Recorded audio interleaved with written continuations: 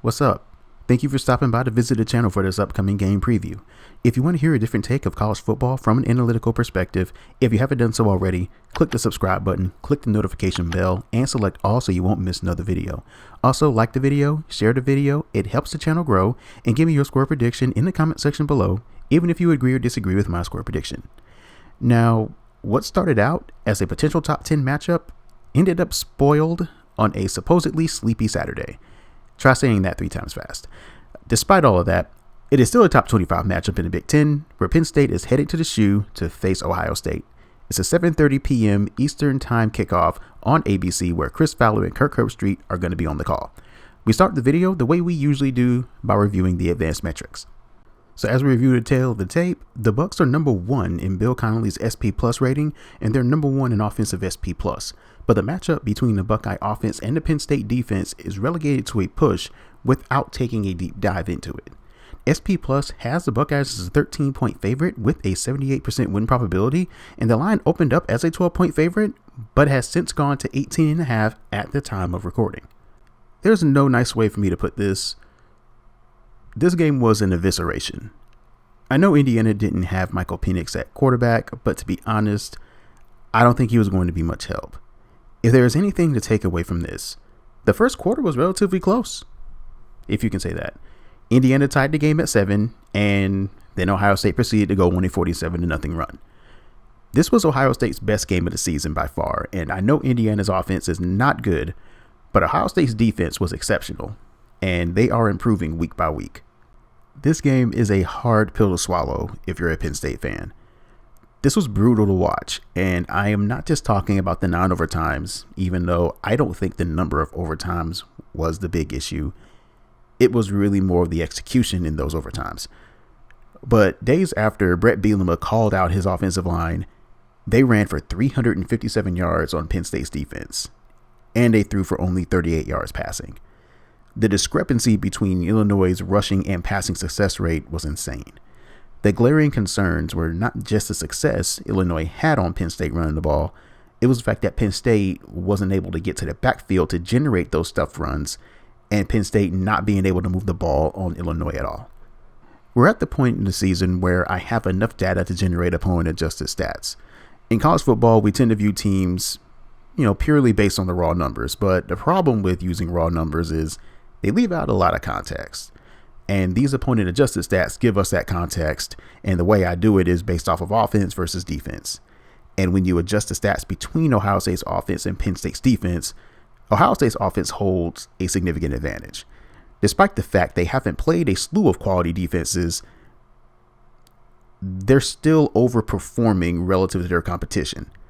The Buckeyes can essentially just fall out of bed and they can score over 30 points.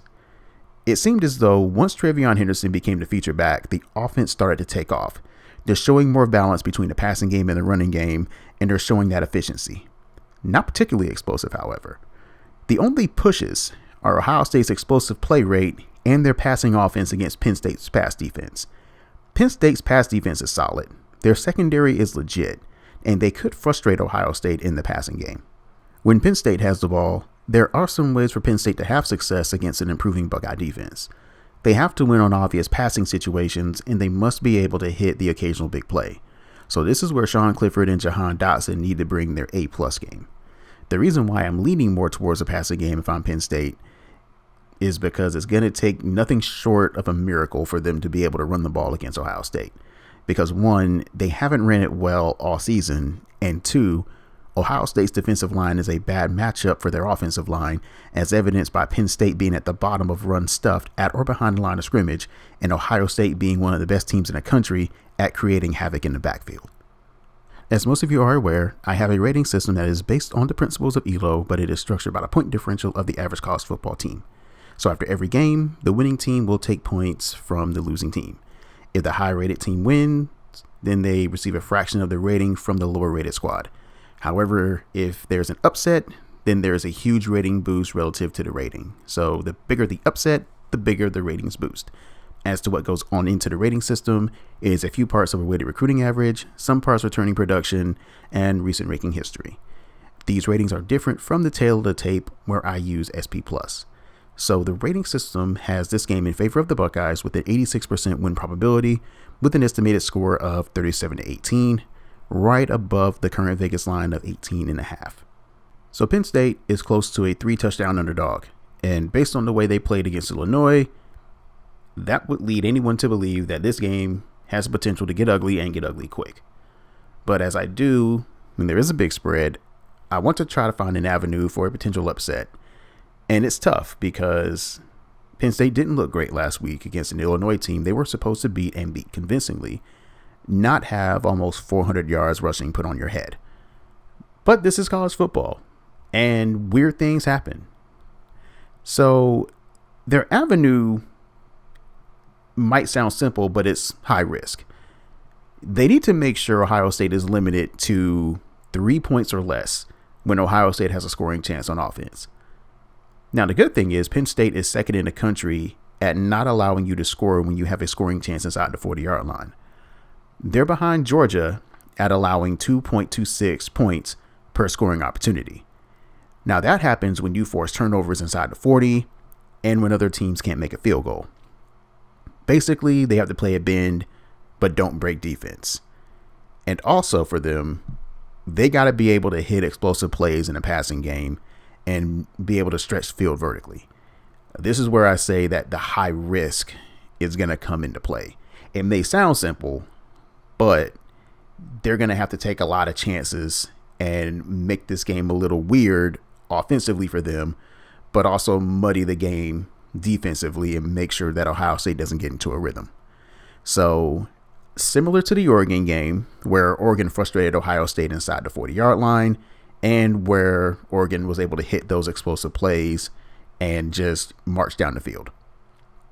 But in the end, I got Ohio State to win in this game, and I think their defense is going to give them enough short fields. Travion Henderson will have another big game. CJ Stroud may start off a little slow based on Penn State secondary being the strong link in their defense, but they're going to pick it up late.